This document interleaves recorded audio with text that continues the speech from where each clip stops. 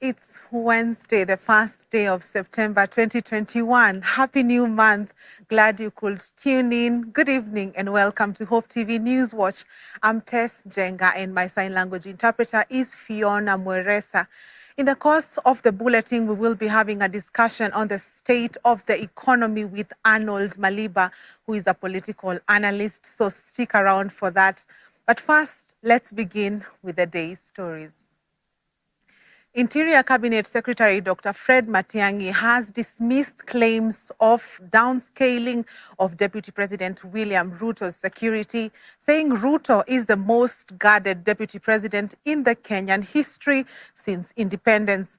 Matiang'i appeared before the National Assembly Committee on Administration and National Security, accompanied by Interior PS Karanja Kibicho, where he revealed that Ruto has a total of 257 police officers offering security on a daily basis, and further broke down Ruto's properties being manned by government security officers. The committee summoned the CS following withdrawal of the GSU officers that were manning the DP's residence and deployment of the AP officers to take charge. Dickens Luvanda begins with this report.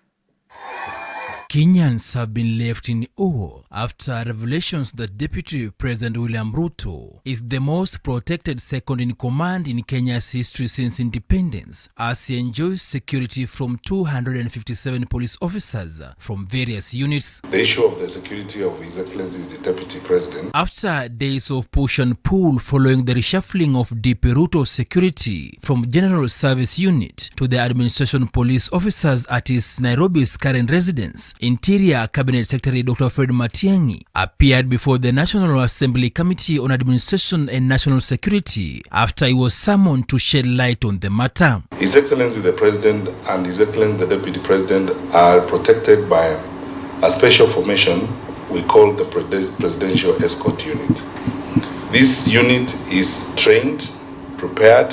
It is during the sittings that Matiang'i, while accompanied by Interior Principal Secretary Karanja Kibicho and the Inspector General of Police Hilary Mutyambai, revealed that the DP's residence is not part of what is considered as a protected area where General Service Unit officers provide security. Currently, His Excellency the Deputy President has got 74 officers that layer who provide 24/7 protection of His Excellency the Deputy President. The Presidential Escort is dedicated to protecting the Deputy President when he's seated, standing, lying down, moving 24/7. That the current holder of that office has got the highest number of personnel to be ever assigned in that office, and also the highest ranking police officer to command that protection of the current holder of the office. Because Honorable Jaramogi Oginga Odinga had 30 officers. Honorable Joseph Murumbi had 22. Honorable Daniel Arap Moi had 34. Honorable President Mwai Kibaki had 26. The Honorable Josephat Karanja, 22. Honorable the late Professor George Saitoti, 30. Honorable Musalia Mudavadi, 22, and Honorable Michael Kijana Wamalwa, 22, Honorable Mudi Awori, 22, Honorable Raila Odinga, although he did not occupy that office when he was Prime Minister, had 57, and Honorable Kalonzo Musyoka, 26. The current holder of that office, the Honorable His Excellency Dr. William Ruto, has got 74. The CS noted that securing the Deputy President is a three-layered structure. The first structure, according to Matiang'i, involves 74 Presidential Escort Commandos and 5 GSU and 6 DCI officers in the inner circle. The second layer involves 121 Administration Police officers from the SGB and CIPU units, while the third layer has 51 auxiliary security deployed in various properties. All these totaling to 257 security officers deployed to guard the Deputy President, as well as secure his residences and properties. When people jump up and say, oh, you know, there's downgrade and so on, in quality and operational terms, you'll have to go into an operation room and listen to the director of operations tell you everything about this before you make that kind of conclusion.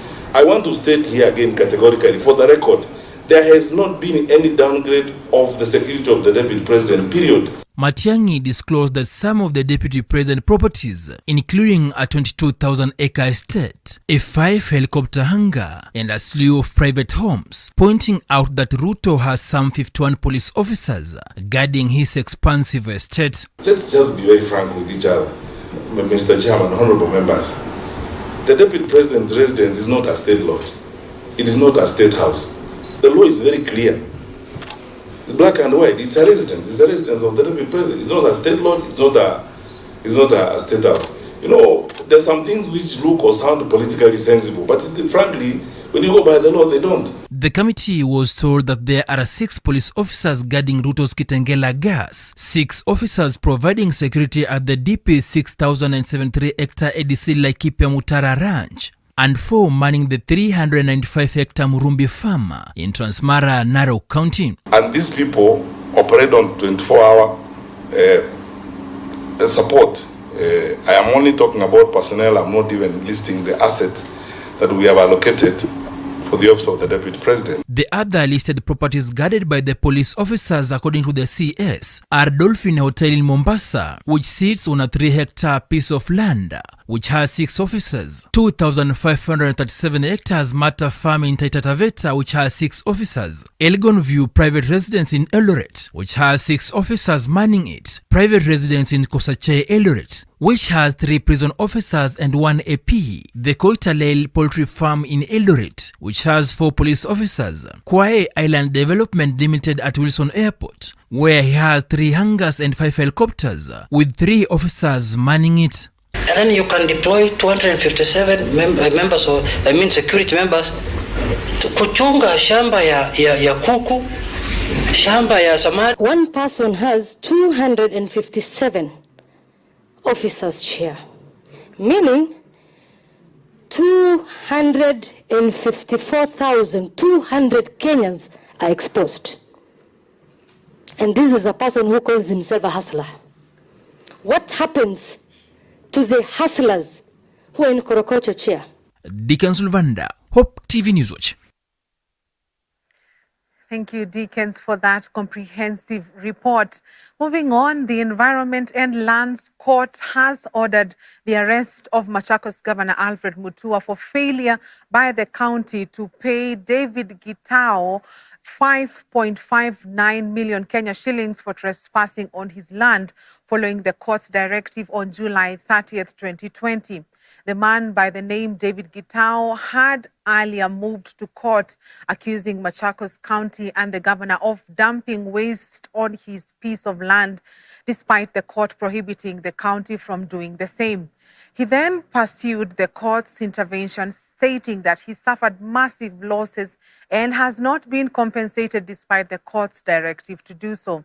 Other than Governor Alfred Mutua and Machakos County government, the Attorney General is also listed as a respondent in the case.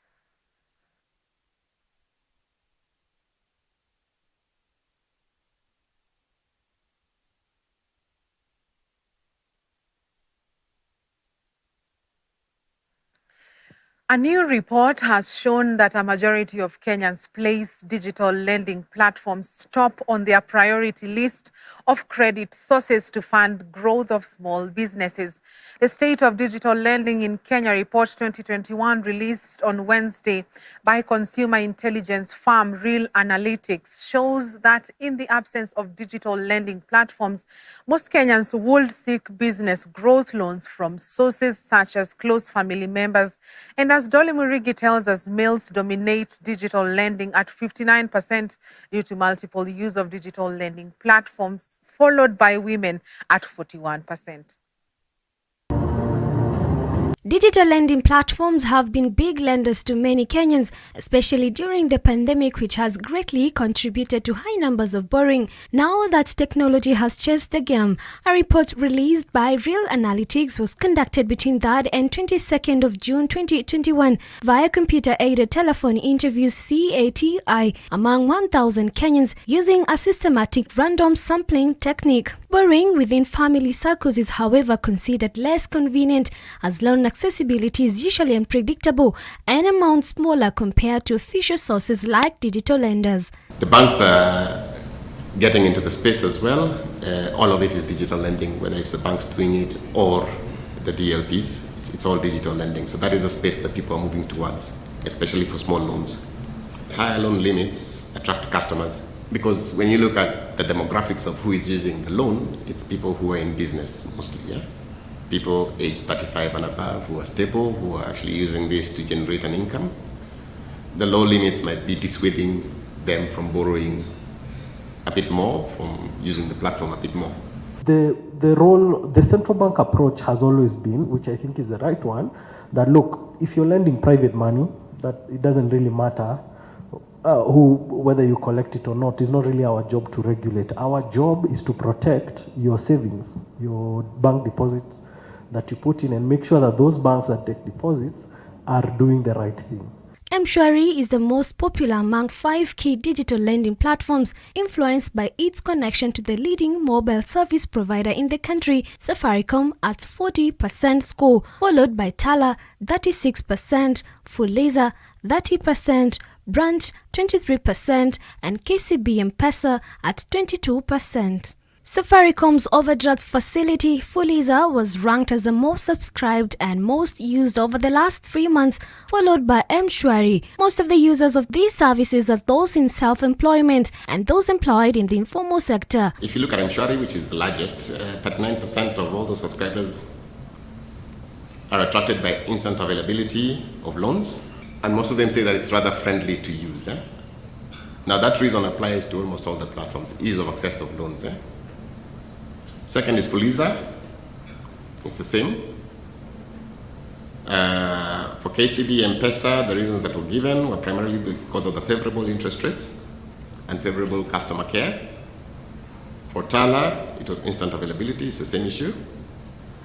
And pretty much the same for the rest. For Zenka, there was a clear indication that it has superior customer care and a very strong advertising. Majority of Kenyans, 92% interviewed in the report, said interest rate charged by digital lenders was not a factor limiting the access to credit. Key factors under consideration for most Kenyans were ease of access, 39%, and speed of disbursement, 22%. The survey of 1,000 Kenyans across 8 counties shows Nairobi, Mombasa, and Nakuru having the most active users, with at least 57% seeking digital credit from time to time. An average of 48% of residents in Nyeri, Meru, Eldoret, Kisumu, and Embu have borrowed from one or more digital lenders. Nationally, male dominate digital lending at a higher percent due to multiple users of digital lending platforms as compared to women, who are considered as loyal borrowers. Women have been considered as more loyal and default concerned borrowers. Most of the women, you've seen from the data, between the age of 35 onward up to around 65, are really borrowing heavily. And the reason why they're borrowing is because they're having businesses they're trying to do, they're having financial obligations that they're trying to do, and still they are able to really work towards repaying the same. So it's important for them. Majority of Kenyans are not acquiring loan from digital lenders, were 24%, mainly due to lack of knowledge about these platforms or services, or lack of interest in the platforms, were 23%. Dolly Mirigi for Hope TV. Thank you, Dolly, for that report. And that report brings us to our interview segment of the night on the state of the economy, also involving the security status and how it affects the economy. And in studio via Zoom, we have Arnold Maliba, who is a political analyst, to discuss with us on this matter. Well, welcome, Mr. Arnold. That report says, yes, welcome. The report says that a majority of Kenyans place digital lending platforms top on their priority list of credit sources to fund their small businesses. Why do you think digital lending is seemingly so attractive? First of all, digital lending is not only attractive because of any other reason but access. Access to credit has always been the challenge to a lot of businesses and even individual use. So as a matter of fact, you do not have the bureaucratic needs, or rather the bureaucracy that comes with having to walk into a SACCO or a bank, filling paperwork and doing a lot. Here, you simply have credit actually by doing a few things on your phone, and then you have got money. Most of the time, it's actually instant. So ease of access, it's not necessarily that mobile lenders are actually cheap. Comparatively, you realize that sometimes they're actually very, very high, but then access is actually what makes it more attractive. The second thing is because also it's it feels like you are really not dealing with people and you can get around it. There's little human interaction in between. So the convenience that comes with that, besides access, the convenience. And then obviously, because now you have got alternatives, a lot of alternatives, because you can actually lend on more, you can actually get money on more than one app. Thank you. We've also noticed from that report that 59% of the people who are borrowing are men, while 41% are women. Perhaps this is more attractive to men. What might be the reason, according to your opinion? I think that is just a demographic imperative and the socio-cultural wiring of how we are as a society. We are still largely a very patriarchal society, and by that, if you're going to look at it from the economic perspective, you realize that a lot more men, number one, are risk takers. Number two, men are the breadwinners, if I will actually say that. And even if you were to look almost in every space that contributes to national development, men still dominate a lot of those spaces. So obviously you'll realize that even if a family owns a business, normally the head of that particular business, unless in some instances where the family leadership is different, but ordinarily you will find that even if it's a family business, it's the man who takes lead, and by that virtue alone, you find that it's not just because there's anything specific about that, other than it being a demographic imperative, that then the way we are wired and the way we are structured as a society finds it without a lot of explanation that men are going to be out there. The other bit of it is that people who are actually on mobile lending, there's also a good number of people who are there not for business, but for purposes of betting, for example, a challenge that is actually predominantly a male problem.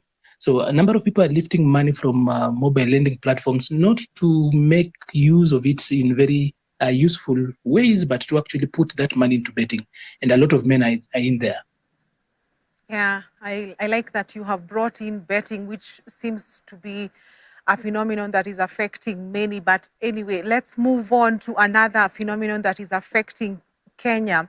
We've witnessed the inflation rate going up month after month, with the August rate being at 6.6%, causing an increase on the cost of living. What's your interpretation of this phenomenon, and what can the ordinary Kenyan do? Well, how an ordinary individual can actually work around inflation is quite a difficult question. But looking at it from the bigger perspective is that, first of all, we have got a pandemic that we've been in for the last slightly more than a year.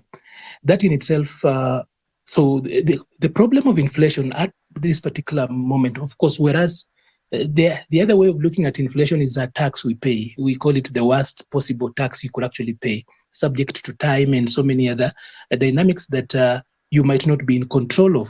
And a lot of times we actually take it for granted. But from where we are, the pandemic has actually contributed into it largely to the runaway inflation we have today. So the old way of looking at inflation, let me start from government, as much as you want to know what an individual will do. The traditional way governments will look at taking care of inflation was around what we used to say wage and price approach. But in Kenya, we are an open economy market. We are an open market economy. So that means that government has got very little control on issues to do with wage and even prices. So it's the market that controls and works around everything else. So as an individual, how will you get around that? There are all the things that everybody knows about when you're talking about how to insulate yourself against inflation. Number one, there's the old way of talking about you invest into stocks. Not everybody actually has that. And probably at a moment when we do not have so much money around to use.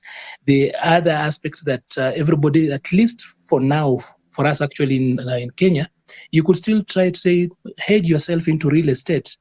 But then the most important bit of it, which is almost realistic, is that you invest in yourself. The education that you have in you, the self-development approaches, if it's skills, if it's education, if it's about health, when you invest in yourself, that particular element of investment is never subject to inflation, because the skills you have, the knowledge, the skill sets you have, the knowledge, the experience, and everything around yourself will always find itself intact when it's supposed to be used. So primarily those three, I would say, from an individual perspective. But finally, there is the element of working, just diligence, just work, continue to be productive. So long as you're productive, they say the market has always welcomed those who have got something to offer. Thank you so much, Mr. Arnold. We also switch gear to a topic that we cannot escape, that is security and the economy. We remember that there has been security issues surrounding the change of guard in the DP's residence. What's your take, and do you think it affects the investor confidence in the nation? Tess, one of those things we actually are going to face for the next 11 months or so is that as we look into succession, because President Uhuru's term is coming to an end, and by that, one thing is obvious, that succession politics is normally a little bit polarizing. But be that as it may, since 1992, if you look at our economic growth curves, is that every election year, it hits the rock bottom. Sometimes it's gone even to negative. And then the economy again picks up after election. By the second and third year, it gets to its peak. And as we move towards an election, as we age into the fourth year and then the fifth year, our economic growth goes down. And then it will pick up after election. It's a common, you can actually even predict now. If you are to draw a graph, that is constant. It's been that way since 1992. So automatically that affects our elections, and the way we do our politics affects investor confidence. Not just investor confidence, but it also affects productivity, because not a lot of people want to put money into business and into work when the environment is uncertain. You could actually look at it even from the regional perspective. Uganda is looking for alternative routes for their goods because they still remember the 207 impasse that cost them heavily. Rwanda, Burundi, and all the other neighbors who traditionally have depended on the route, the Kenyan route from Mombasa to the interior, are seeking alternative routes, and Tanzania has actually picked up that. So it's not just about even foreign direct investment alone, even our neighbors and how we are edged in here. Our politics is a little bit quarrelsome, and in the past, of course, it's gotten to the edge of law, sometimes spilled into darkness, and everyone wants to insulate themselves. So literally, you're going to see a lot of, not a lot of money coming in, especially the FDI, the foreign direct investment, and even the local investors will go slow because there is an environment of uncertainty. On the DP's issue and how then it feeds into this whole issue is that we've seen what is working around there. But I will say this is a product of the fallout between the deputy president and the president. Like I mentioned earlier on, it's about succession. And what we saw here, the change of guard there, as much as it was just the outer court, people are going to argue about so many sections, about Section 8 of the National Police Service Act, talking about the difference between a residence and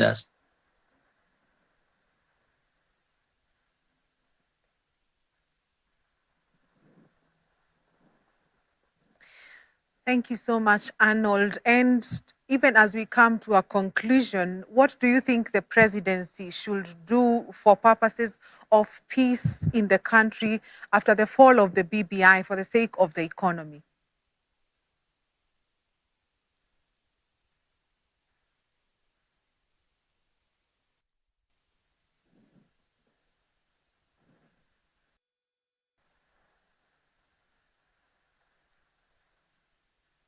The question is, what But do you all think? that is about. Okay, please continue. Yeah. So I was saying, from a real politics perspective, it's always argued that bad manners make good politics. But lest we forget is that some of these things they are doing can actually be very polarizing. Tess, can you hear me? I can hear you. Sorry, yes, I can hear you now. Yeah. So Tess, I was saying, I don't know whether you can get me. I want to be so sure that. Please continue. Oh, okay. So I was saying that from a real politics perspective, it's always said that bad manners make for good politics. So even as the politicians do their own thing, it has got the potential of taking us to the brink. And the politics of brinkmanship polarize. And I think as a country, we are quite, we've got potential to really get polarized. At national level, people will talk about ethnicity and talk about sometimes religion. But even at local level, you could go to counties where they are uniformly just one ethnicity, but they still have got their own forms of polarization and how they are divided. So as we walk through the succession, get through into the succession politics, how we play about it really informs how the economy will perform. But over and above, I really need to say this, that in the long run, I've already talked about how the graph looks like, our economic growth graph since 1992 looks like, that we need to fix our politics in the long run, so that even if we have got politics, there are countries when they are doing elections, you do not get to see the economy being affected the way it is here. But our politics are still a matter of life and death. It's not something we can fix overnight, but it's something we can honestly do and work around that. You so much. I appreciate your sentiments. Even as you give us your parting shot, the youth and hustler narrative has been really propagated, even the bottom-up model. Do you think some of these models are the solutions for our economy, as you give us your last take? Well, the subject of youth is actually a very personal subject to me, because for most of my adult life, I've worked for and with young people. So I really do not want to even take a lot of time talking about models, because none of these models are necessarily new. Some of these things are actually as old as 200 years. They've been around us for as long as organized economics has been around. No one is going to actually accept that one of the reasons why the hustler narrative is very attractive to the youth and the youthful population in this country is that is as a result of what has actually happened in the last 9 years. Somehow under this administration, youth issues and youth concerns were really not taken care of effectively. The young people were not listened to effectively. People will not be willing to talk about these issues very boldly. But the 13.7 million youth, as defined in Article 260, people aged between 18 and 35, making a total of 13.7 million people. That is 29% of our population and 59% of the voter register, of what we have in the voter register. These people have not been really listened to. Yet in the adult population, they actually form the biggest arm of the adult population. So you realize that for the last 9 years, for example, nothing around young people has worked very well. There has not been a National Youth Council that was very effective. Everything around young people or a government, anything, an intervention towards youth has either been dysfunctional or looted. When you talk about National Youth Service, there's been a little bit of looting there twice, actually, to numbers that we will actually feel ashamed about. The National Youth Council, like I've said, has not been very effective. For 9 years, this is the first time they are trying to do elections 8 months to the general election. You try to check out on Youth Fund, it has not been very effective, not enough money. At some point, you saw in the newspaper and in the news, because that's your sector, that Youth Fund was using money for loans to even pay salaries because they didn't have money. So issues around young people have really not been taken care of very well. Even for the first time in a decade, or rather in 2 decades, we had a cabinet that did not have a youth, because even Kibaki, much older than the current lot that is actually taking care of the country, had young people, the Babu Namwambas of this world, the Kingi at that particular time. They were under 35 and in the cabinet then. We have not had one. So I could go on and on and on. But somehow the way the administration, or rather the management of public affairs, has been carried out in the last 9 years has really neglected young people and pushed them to a place where they are easy to buy into some of these things. So it's going to be very difficult to actually turn them overnight. It's one of those things that by design or by default then favors those people who are pushing the hustler narrative, and they talk about bottom up, which in and of itself is quite a good model. If you look at it from the economics behind it, that if you're coming from the bottom, you are dealing with the specifics as you get to the generalities. And then, of course, there's the trickle down, which is like we start from above with a general idea, and then we can get into the specifics. Be that as it may, I think where young people are today, they are going to drive the narrative going ahead. You realize that every time we get into elections, two constituencies become of interest to politicians. That is the church. Now, even politicians who are never interested in churches are now showing up, and then now going around the youth. So you will realize that these two constituencies are chased throughout during campaigns. And after that, the only consistent constituency that remains around and can actually pull strings is the women constituency, because somehow women are organized and they go through their issues and organize throughout what I would call the electoral cycle. But these other two ones only become, for politicians, they become meaningful at the end of it. My parting shot is a very basic one, that the youth of any society are like nuclear fuel. If you can actually use nuclear fuel to either go into space, go to the depth of the ocean, and have energy that is cheap and a lot of it to actually get out stuff. But if you also do not use nuclear energy very well, then you will end up with nukes and bombs that can actually devastate. So it depends on how you deploy the youth. Wow, very well articulated there, Arnold Maliba, a political analyst. We really appreciate your sentiments. Well, viewer, we were talking about the state of the economy with Arnold Maliba, who is a political analyst. And at this point, we take our first commercial break on News Watch. Tonight, we'll be back with much more news.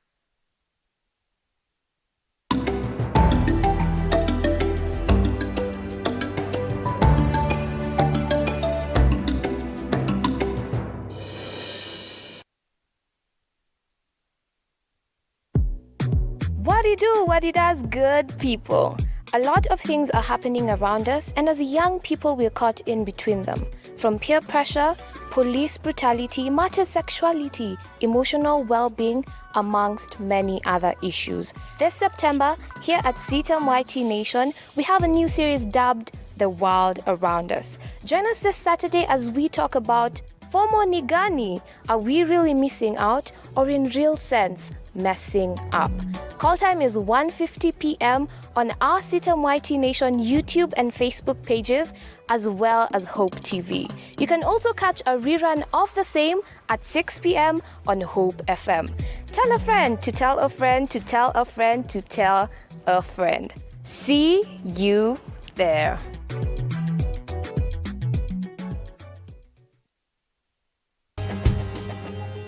Only God can turn a mess into a message. I have a boy on a wheelchair. Yeah. I'm still preaching on the pulpit. Amen. Niliona mguu ya nyuma inakuja tu kunikanyaga, imenilenga tu kwa tumbo. Nikaitana tu Jesus. I got tired of working with the x-ray papers, and one day I just woke up and decided to burn them. A test into a testimony. The whole community didn't want to hear that anybody is born again. Excommunicated straight. Bila Yesu hakuna njia. Join Sharon Naitore Wangenye on Testify. Katika hiyo harakati hiyo spirit ikakemewa, mimi nimeona Yesu Kristo namna hii. Kwa msalaba. Opa. Hallelujah. Hallelujah. Every Thursday at 8 p.m. for a moment to grow your faith some more.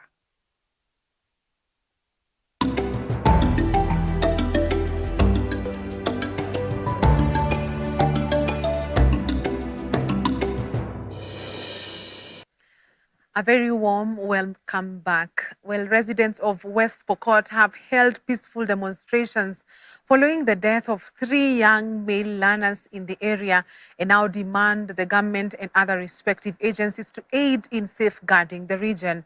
Several schools in the region have been shut down due to the insecurity until further notice. Velma Moresa has more on this story. Insecurity in West Pokot has led several schools that operate in the border of Machakos East and Pokot Central stage peaceful demonstrations following the killing of 3 young men on a motorbike. This has paralyzed learning operations in the region as 12 schools in Chesogon division have faced harsh gunning down of teachers. Hivi majuzi wakora ambao wanatumia nafasi ya kuangaisha Wakenya wamebadilisha mbinu. Badala ya kutafuta ng'ombe wamerudi kutafuta wanadamu. Kuna kisa hivi majuzi ambayo mwalimu msaidizi ambayo ni BOM teacher aliweza kuuawa, na hali hiyo ikatuhusunisha sana. Tunaeleza serikali pamoja na mwajiri wetu ambayo ni Teacher Service Commission kwamba tuko katika hali hatarini, barabarani tukitembea hali hatarini, shuleni kurudi nyumbani hali hatarini. Teachers and learners who marched on the road during the protest expressed their plight to security officers, saying unless the security is guaranteed, learning will not resume. Locals say they are living in tension as they are afraid of being attacked by bandits who have left at least 5 people dead in the last 1 month. They say they are unable to go about their normal activities due to fear. The cattle have been taken away by the bandits, and there is no any other activity, economic activities that these people are doing. If you look at this entire people, when it reaches at least around 4 p.m., people have disappeared to their homes because of the insecurity. So therefore, it is our appeal for this 100% transition. We are appealing to the national government that these 40% of the people that have not transited are coming from this area. So let them make follow-up with the local administration so that these children are going to get equal. The teachers led by Kenya National Union of Teachers Assistant Secretary Dr. Raymond Lokotulia at Apollo Market called on the government to provide security in schools to resume learning operations. Lokotulia cited that it will be hard for Kenya to achieve their 100% transition to secondary school if the government fails to secure the area. Shule zetu zote siko na shida ya usalama, na tungetaka tu kusii wale ambao wanahusika watupe usalama ya kutosha. Kila shule ipewe askari ya kulinda ili wanafunzi wasome vizuri, walimu pia wafanye kazi yao vizuri. Bila hiyo tungetaka tu kusema kama chama walimu wachunge usalama wao na wahakikishe kuwa kama hakuna usalama, tafadhali wewe si chuma na risasi ikija na ikulenge hautapatikana tena. For Hope TV News Watch, I'm Velma Moresa. Now, the Ministry of Health has announced that 1,018 people have tested positive to COVID-19 from a sample size of 9,347 tested in the last 24 hours. The positivity rate is now 10.9%. Total confirmed positive cases are now 236,881, and cumulative tests so far conducted are 2,380,918. Fortunately, 633 patients recovered, with 493 from home-based isolation and care, while 140 are from various health facilities countrywide, and total recoveries now stand at 224,270. Sadly, 13 patients have succumbed to the disease, pushing the cumulative fatalities to 4,739. A total of 1,866 patients are currently admitted to various health facilities countrywide, while 4,988 are under the home-based isolation and care program. At the same time, 160 patients are in the intensive care units, with 99 of whom are on ventilatory support, 50 on supplemental oxygen, and 11 patients are under observation.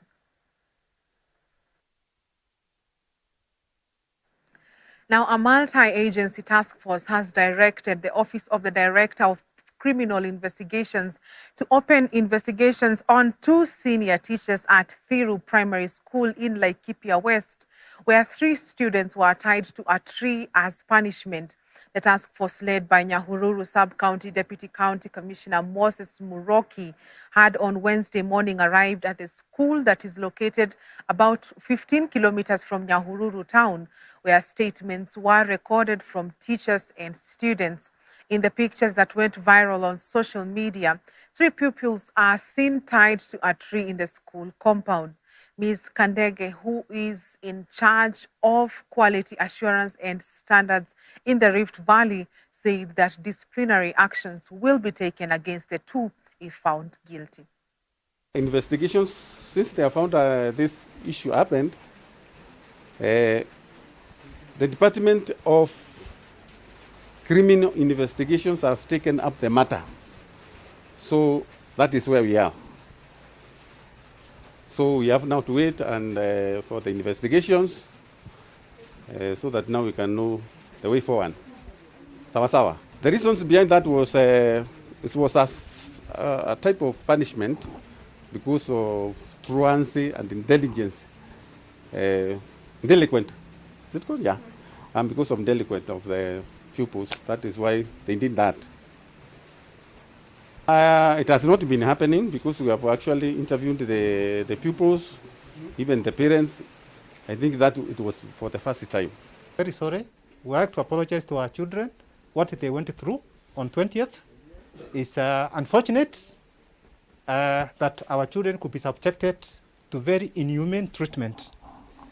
And as a department, we have come to give support to our children in terms of child protection interventions, looking at the right of those particular children who are affected, to make sure that at least they have psychosocial support and any other support they might want to get from the Department of Children's Services. As TSC is child protection, and also we are looking at the teachers and how they deal with learners.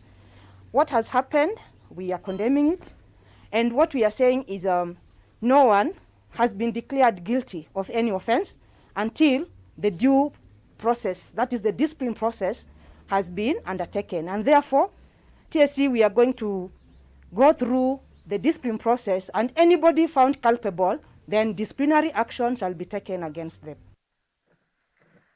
Civil society groups in Nakuru have urged the government to tame wanton corruption to improve service delivery to its citizens. They pointed out that critical services such as health were the most affected by the negative effects of graft, calling on more actions to be taken on those suspected to have squandered public funds. The groups have raised concerns over the possibility of top government officials implicated in corruption being convicted. He said no single judgment had been delivered on the same, questioning the capacity of the mandated institutions to tame rising wanton graft. Calling on the Ethics and Anti-Corruption Commission, the Director of Public Prosecution and the Director of Criminal Investigations to ensure all cases are fully prosecuted. We have seen communities' uptake being a little bit low because, number one, we see that community members don't have adequate information to facilitate them to engage in ensuring that they provide feedback to the government. They have engaged the government to ensure that there is better service delivery. So that has been an issue in terms of information. They don't have the information.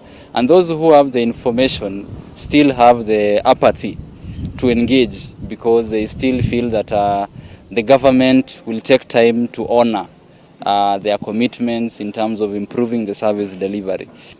Lazima waajibike in the sense that wasiachilie tu zile kamati sababu pesa ni za kutoka ng'ambo. Wakati mwingine zinachelewa kuja, na zikichelewa kuja county government haina shughuli, inawaambia pesa hazijakuja. Ile hali tuko na budget kubwa ya Ministry of Health kwa county governments. Lazima county government itenge pesa fulani ya kusupport hizi kamati. Ile ya kutoka ng'ambo si sustainable, itaisha wakati fulani.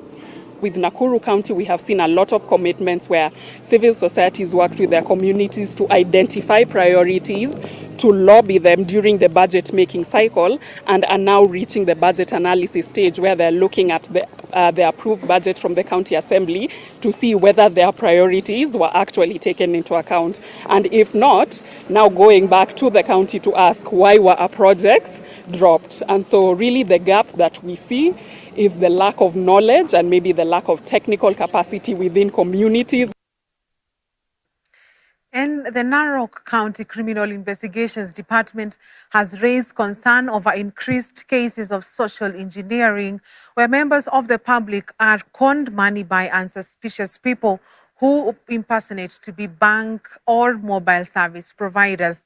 Speaking to the media in his office today, the County Criminal Investigation Department officer Mwenda Ethaiba said a recent case involves Equity Bank, where customers had been robbed of 12 million Kenya shillings after they gave their details through phone calls. Ethaiba warned the members of the public against giving personal information to strangers over the phone, reiterating that the banks and mobile companies do not ask for private information because they already have it. He reiterated they have commenced investigations to arrest the fraudsters, saying already 3 people have been arrested and charged with social engineering. Wiki tatu hivi tumepata report kutoka kwa Equity Bank kwamba kuna watu fulani ambao wanapigia customers wale ambao kuna account Equity Bank wakiuliza wapewe details za hizo account, na mara mwisho pesa zinatolewa kwa account za hao holders wa hizo account Equity Bank. Wakati huo pesa zilikuwa zimetolewa kwa hizo account kiwango cha milioni kama 12. Nilipopata hiyo report tukaanza uchunguzi, tukaweza kushika mtu mmoja na tukampeleka kotini. Baadaye tukashika wengine 3 ambao bado tunachunguza tuone kama walikuwa wanahusika na huo wizi wa hizo pesa. Na kuna group ya watu ambaye bado tunawatafuta na wako area ya Mulot ya Narok, na kuna ile Mulot nyingine ya upande wa Bomet. I want to send an appeal to members of the public that when you get this kind of calls from people pretending to be workers of Equity Bank, please don't give out those details, because those are fraudsters, and in any case it is very rare for Equity Bank to call account holders seeking that information because they already have it. If anybody has lost money in this way of late, please, I want to appeal to you to come to my office and make a report, because that's the only way that you'll be able to arrest these people and take them to court for prosecution and to face justice. There are others calling from Safaricom in a similar kind of fraud, and other service providers. I also want to send an appeal that when you get this kind of calls, please don't give out your information. Now, the Anglican Church of Kenya has earmarked the counties of Taita Taveta and Kirinyaga as pioneer counties for social audit of social protection programs. Speaking at Panlis Hotel Mwatate during a 2-day citizen engagement forum for budget making process, Anglican Development Service Taita Taveta Diocese Administrative Secretary Archdeacon Livingstone Mwangombe said public participation is a key element in the budget making progress for ensuring openness and transparency. Non-state actors of the Budget and Economic Forum, together with civil society members, said the forum would create an avenue for addressing issues related to governance in Taita Taveta. The County Assembly is, however, requesting for the review of the law on public participation by addressing a threshold needed for one to conduct a public participation meeting. Godwin Kilele is the budget chairperson and an MCA for Sagala Ward. So the issue of the CBROM, that is where I also expect much feedback from you. Once you get the CBROM, do you really understand what a CBROM is? A CBROM is the report form for the county for the entire financial year. But you see, if you don't read it, na ndio utulize maswali tena tuko mbele tunaanza kusumbuana when some of these issues are very clear. So again, I'll throw a challenge to you. Sibrob inakuja 30th September. That's a document you ought to be looking out for.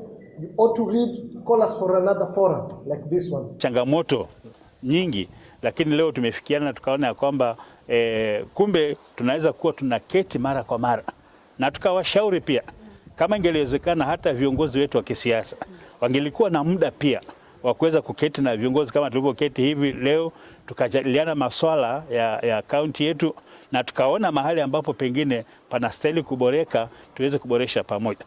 We are looking at the best way forward on how we can engage, especially through the pandemic. How do we make effective and meaningful public participation? How do we make sure that these budget documents are available on a timely and accessible in a timely manner in the relevant platforms that are provided by law and even the county that they are providing. So it is a very important forum, and I'm looking forward for a very lasting solution and a sustainable way of how we can engage both the assembly and the county to bring lasting solutions to budget and general governance and accountability issues. Parents have been challenged to take up their roles of mentoring their children and guiding them through to their day-to-day activities. Speaking during classes handover ceremony at St. Peter's Kagumori Day Secondary School in Manyata constituency area, MP John Mushiri said parents were to blame for some failures in the 100% transition by the government. He noted that the hard economic times brought about by COVID should not be used as a scapegoat for students to drop out of school. He appealed to the community and education stakeholders to join hands and help students who had not reported to school. Bishop David Mureithi of ACK Diocese Embu, who advised students to stop seeking for employment before completion of their studies.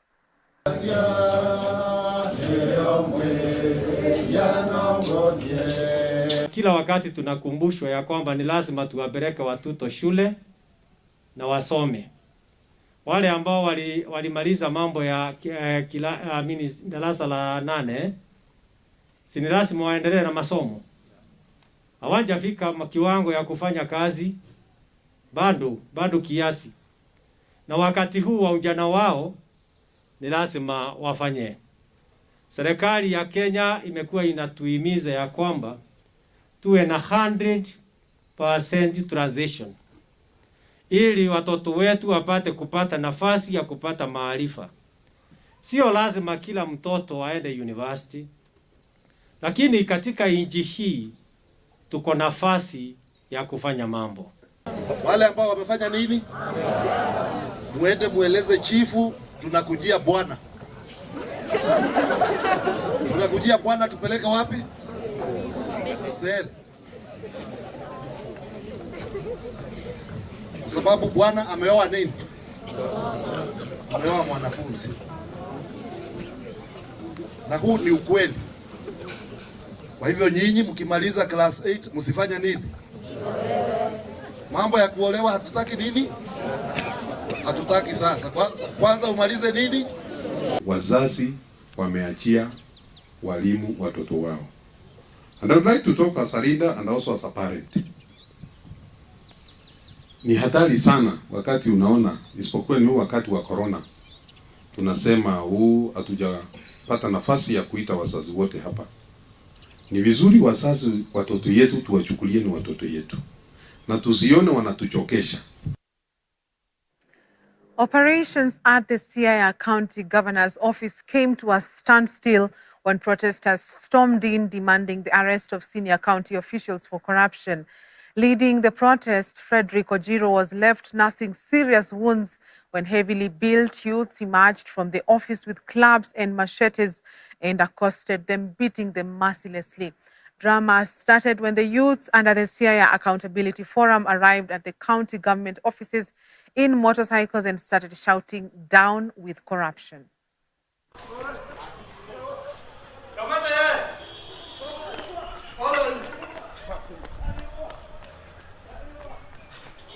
these goons are being hired by the governor to silence people who are demanding for accountability. And we are saying that this is unacceptable. Money has been lost. We want to know where the bursary disbursement for 2018-2019 went. 78 million was lost through conduits of Rasanga. We want to know where the finance officers have been going to. They have been coming, stealing money and going. And all of them as Rasanga's relatives and friends. We must speak out about the corruption in Siaya, no matter the price that we are going to pay. Well, let's take our last commercial break on Newswatch tonight. We'll be back with business and sports news.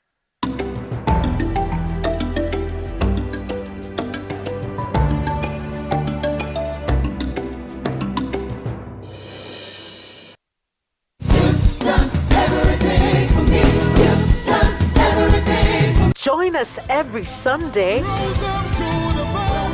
for unlimited,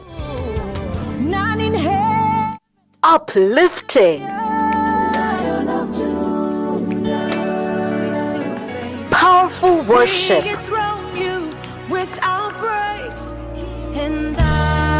only on Extended Worship.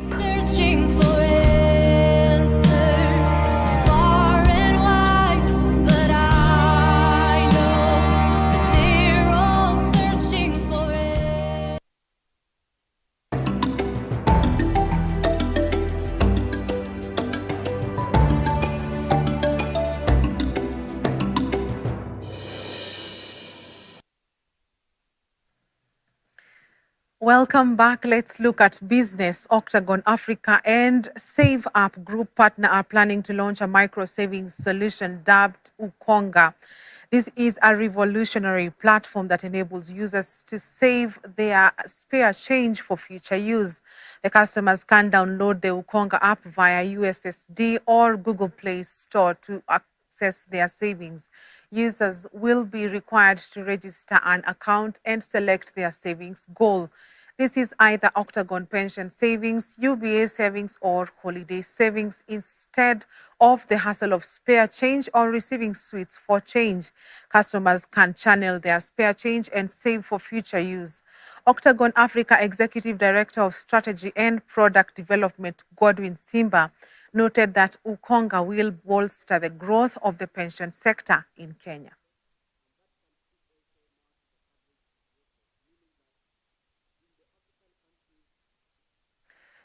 Now, hoteliers in Malindi have come up with affordable and attractive packages for local and international tourists in order to revamp the sector, which has been struggling due to the negative impact of COVID-19. The town, which relies heavily on the tourism sector, suffered a major setback since the COVID-19 pandemic hit the globe, forcing many resorts to close down. Kenya Hotel Keepers and Caterers Association chairperson in North Coast, Maureen Awor, said the introduction of such packages will help make the town vibrant again. Most resorts depend on the foreign market, and many countries have restricted their citizens from traveling due to the pandemic. Most of the hotels that have opened have been operating on mice. Just the conferencing, meetings, and incentives. We've been having even weddings. We've had major weddings around, we've had small weddings, and I think things are opening up, you know, despite the fact that we are still having COVID. But I can tell you that people have started to realize that this thing is with us. And the only thing that we can do, we are trying to encourage other facilities that they should encourage even their staffs to get vaccinated so that it is easier also for service delivery. And we are also asking the whole public, please, let's go get this vaccine, because that is the only way that we will be able to interact freely. Now, most of the hotels are operating with domestic tourists. We are looking forward for opening up of international market, but this is only going to be, we are only able to realize this after the vaccines have been, people have accepted to take the vaccines and they are able to travel. Most of the countries are still not letting their people to travel. But as at now, we use what we have, and that is the domestic market.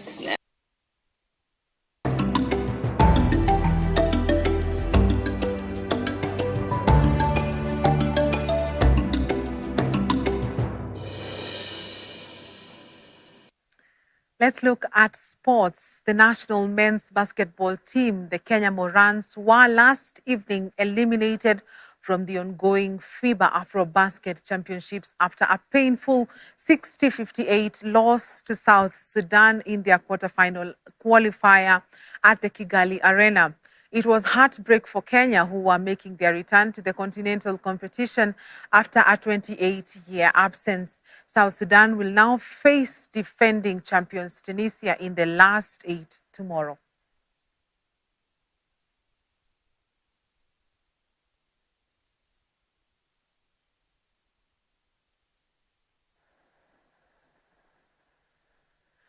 Kenya's 100 meters record holder Ferdinand Omanyala will this Friday make his Diamond League debut at the Van Damme Memorial in Brussels.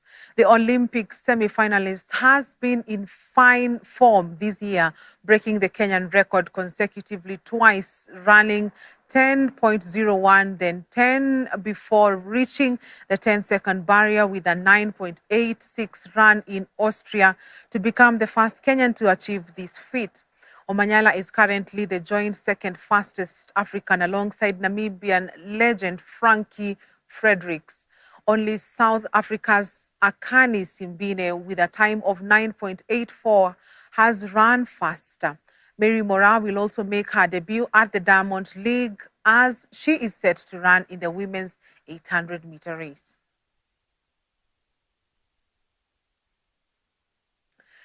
And the Kenya national team, Harambee Stars, finished their training ahead of the upcoming 2022 World Cup qualifier match against Uganda on Thursday. The Uganda national soccer team, Uganda Cranes, arrived in the country yesterday and have had their training session this afternoon.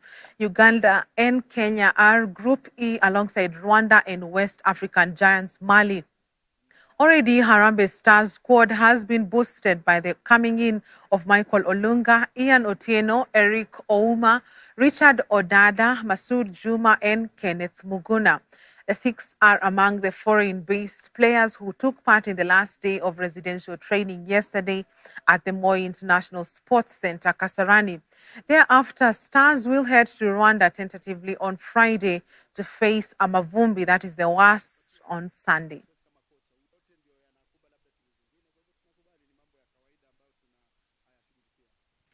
And Manchester City goalkeeper Ederson has signed a new long-term contract with the club until 2026. The 28-year-old joined City from Benfica in 2017 and has won 3 Premier League titles with the club. During this time with City, he has kept 95 clean sheets in 194 appearances and twice been given the Golden Glove Award for most clean sheets in a season. The Brazilian is the 5th senior player to agree new terms in 2021, following Kevin De Bruyne, Ferdinandinho, and John Stones and Ruben Dias.